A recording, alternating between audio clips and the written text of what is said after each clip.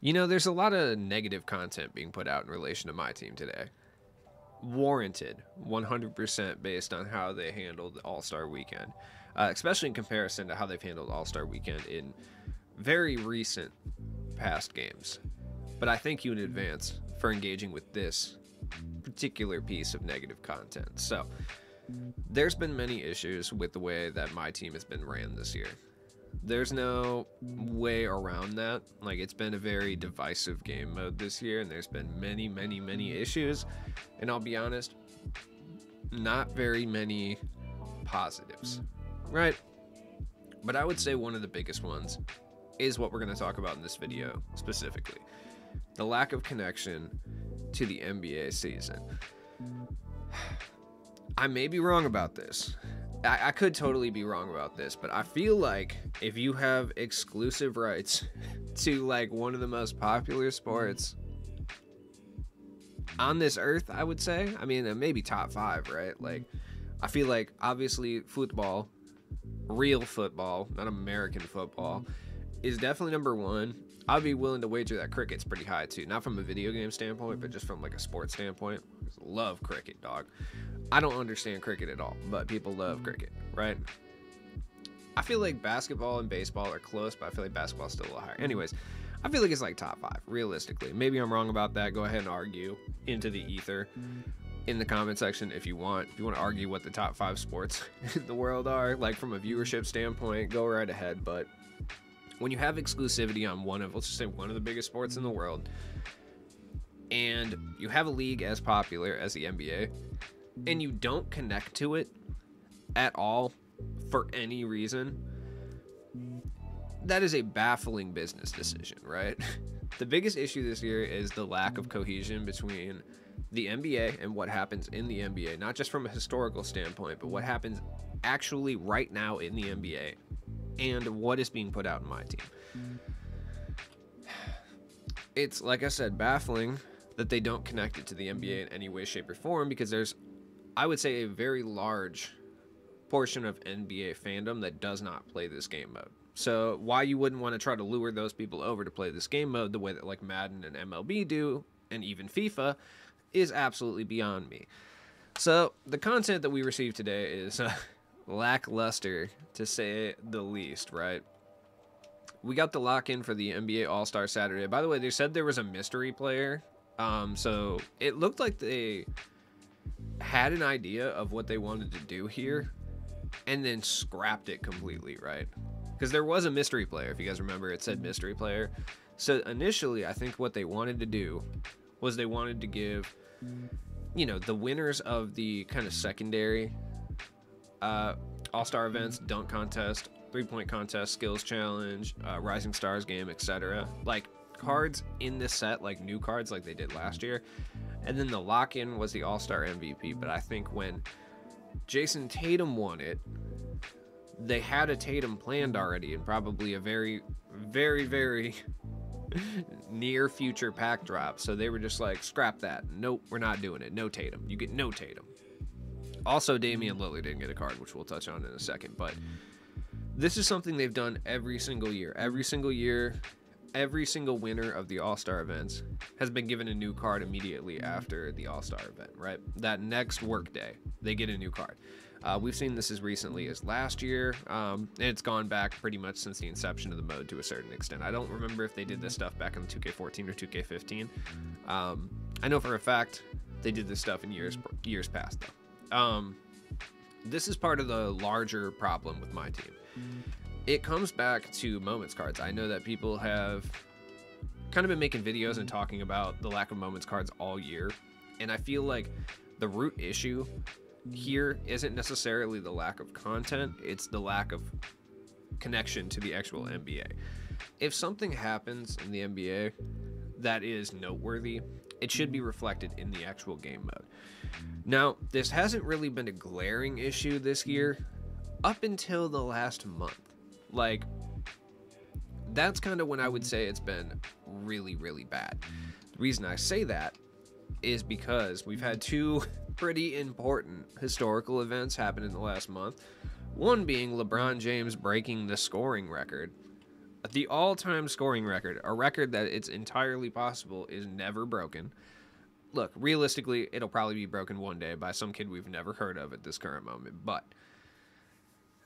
it is a record like the home run record in baseball that is very, very unlikely that anyone would touch based on the insane longevity of LeBron James and Kareem Abdul-Jabbar.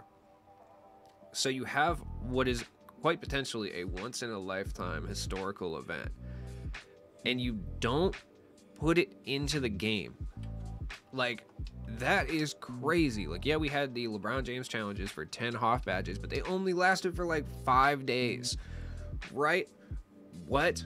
No free LeBron card, nothing of that nature. It doesn't even necessarily have to be free, I guess. And I mean, they did have a LeBron James Dark Matter coming in packs, but like, there's no grind, there's no celebration, absolutely nothing. Like, if you did not really watch the NBA but you played my team, you would have no idea that LeBron James just broke one of the most heralded records in all of sports. Like, you would have no idea. And that's kind of the problem. Or if you're a fan of the NBA and you're like, you know what, I want to give that my team game mode a try because like LeBron broke the record, I want to go get LeBron. And then you jump on the game mode and you're like, is there no LeBron I can get? Is that not a thing? Like, there's no LeBron? Nothing? Absolutely nothing. No LeBron. Okay. All right. So it's things of that nature that absolutely baffle me. Now,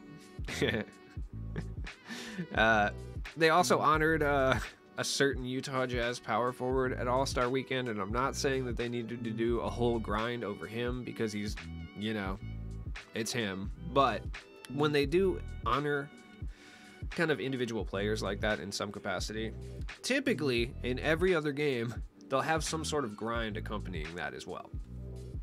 So I'll touch on that when we get to the All-Star Weekend, but the LeBron thing is absolutely baffling.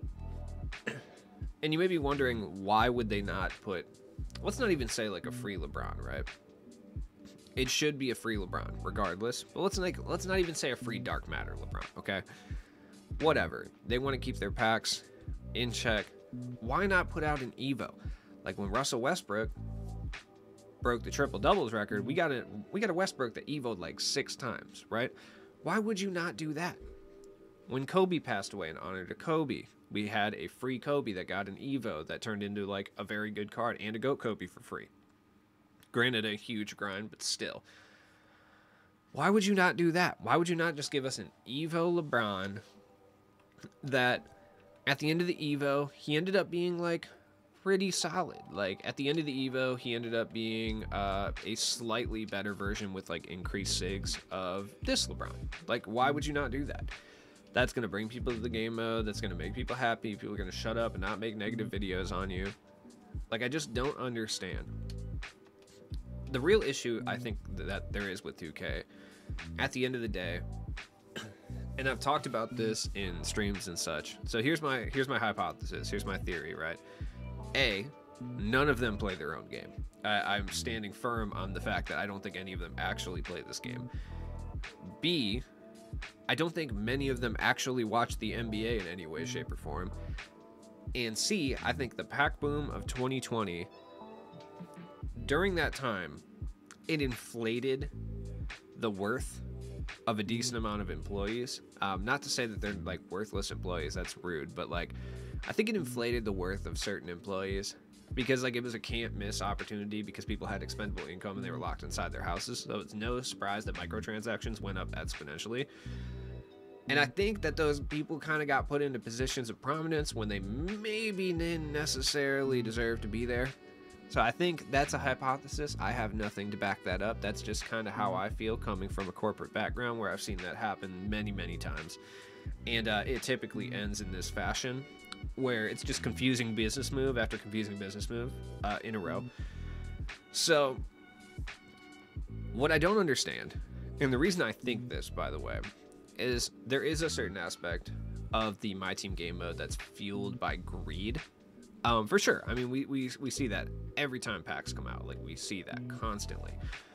But this year, it feels like there's a level of ineptitude and a level of just not understanding what could bring people to the game mode in the first place. We talked about it on the podcast. I mean, obviously there's a focus on short-term customer retention as opposed to long-term customer retention, which they're hoping to get people in to play the game temporarily, spend money, and then kick them out and replace them with a new person. There's only so many people that like basketball, though it's not really a business model that makes sense. No other game mode does it like that for a literal reason. But the fact that they don't understand that providing grinds and providing the ability to obtain cards after historical events is incredibly important for fans of the actual NBA. Because realistically, like, your average NBA fan isn't going to go on my team at this current moment. They're probably going to go play my eras or, my NBA at this point. And the idea from 2K's perspective would be to try to get those people to come play my team, so maybe they'll spend some money at some point. You do that by enticing them with things that they can do that connect to the NBA season. I mean, there's nothing that connects to the NBA season. All-Star Game, another perfect example. Jason Tatum breaks the All-Star Game scoring record. Do we get a free Tatum? No. Do we get a grind that celebrates that? No. Do we even get a lock-in that could potentially make them money? No. We get nothing. We get nothing. They give us Walker Kessler, Jose Alvarado, Mac McClung, and then Buddy Hield, who didn't even win the three-point contest, which I think is honestly kind of funny, which means we're getting a Dark Matter Dame soon, by the way. It just makes no sense. It doesn't make any sense whatsoever. How they've handled the NBA as a whole this year, it's quite baffling. Could they resurrect the game in any way, shape, or form at this point? Because I'm not one of those people that makes videos talking about how the game's dead, like constantly over and over again. Not one of those creators for sure. Not saying it's bad to be one. It's just not how I am. The game is dead though. Like, let's be real. From an NBA perspective, dead. There's not much they can do at this point. I mean, if they're gonna miss LeBron James' scoring record, like, if they're not gonna put together some type of grind, and like they did put a grind together, but like it was the most copy-paste trash grind of all time. It was 4 games where you had to stop a CPU LeBron from scoring 27 points, and then you got Hoff badges. You didn't even get a LeBron. Like, you know what I mean? So if they're not gonna do it for LeBron breaking the scoring record, it's unlikely that they're really going to do much of anything at this point. Maybe I'm wrong. Maybe come season 5, they'll make some changes to kind of coincide with the NBA a little bit more. And we're not even talking about how they don't talk about NBA history, by the way. Like, baffling that they don't do historical NBA stuff. Like, the fact that they don't do it this day in the NBA type thing. Like, okay, I know it would require work, but like, you can't set it up in advance that like once per week there is, instead of a pickup game, because like I don't think anybody's ever played these like this whole year. There's not a this day in the NBA thing where it's like, on this day in blah blah blah blah blah 1989, Clyde Drexler scored 35 points or something against a team, and then you just have to recreate it with like a random player, like just something like that, and then the reward is like, I don't know, just like an Evo Clyde Drexler, or the reward is like a token that at the very end you get to pick some card, like let's say they do this once per month, right? At the very end you get to pick between 4 cards. Let's say it's like Clyde Drexler, Dirk Nowitzki, Matthew Dellavedova, and then some random person. Like, you just get to pick like a diamond at the end of the month. Like, nothing crazy, just like a diamond. Stuff like that will do wonders for customer retention. It gives people something to do every week. It connects it to the NBA, so people who are fans of the NBA and NBA history will keep coming back. Because as of right now, this is Fortnite with NBA skins. Like, let's be real, that's what it is. Like, there's no connection to the actual NBA proper at all. The sets don't make sense. I mean, even the packs aren't even connected to the NBA in any way, shape, or form. Like, I miss the old 2K15 packs where it would be like, you know, one set's like draft bus. You know, it's like they're tiered in a way where they're connected to NBA history.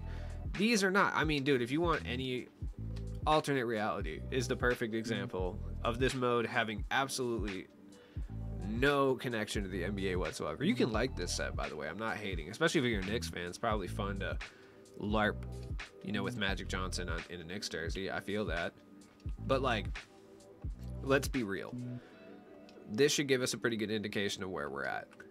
Double take sets. You know, I could keep going for an hour talking about different sets that they could drop. That would be connected to NBA history, like clutch performances, I don't know, dude, moments of the week type things. Not even moments, but like historical moments of the week. You know what I mean?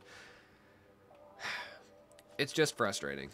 You don't have to be an NBA history buff to appreciate this stuff either. I mean, most of it's just going to be good content that even if you don't care that much about NBA history, you're still going to go look at. And I know the typical thing that I hear when I talk about my team not being connected to the league that it's based on ever is, why don't you go play my NBA? Why don't you go play my eras? Like, I mean, that's fine. That's all fine and dandy, but from a business perspective, they should want to take those people from my NBA and my eras and bring them over to my team so they'll actually play the game mode and potentially spend some money. So this is hot garbage. I'll be honest, I don't really have any type of hope that they'll fix it in season 5. I just feel like it's kind of just going to be like this for the rest of the year. Not trying to be a downer or a doomer, but it's been 5 seasons, man, and they really haven't connected it to the NBA in any meaningful capacity. They missed 2 historical milestones, which, like, the all-star scoring record probably gets broken again at some point in our lifetime, like, let's be real. But LeBron's record's not, so, like, you know, hate to beat a dead horse, but, you know, it's fine. It's just whatever, I guess. Look, as always, it's been your friend Cheap Blues. I'll be back later with more content. This game bums me out. I'm going to go play Atomic Heart. And I might drop an Atomic Heart review video, too, because it's kind of interesting. I just want to get a little bit farther into the game.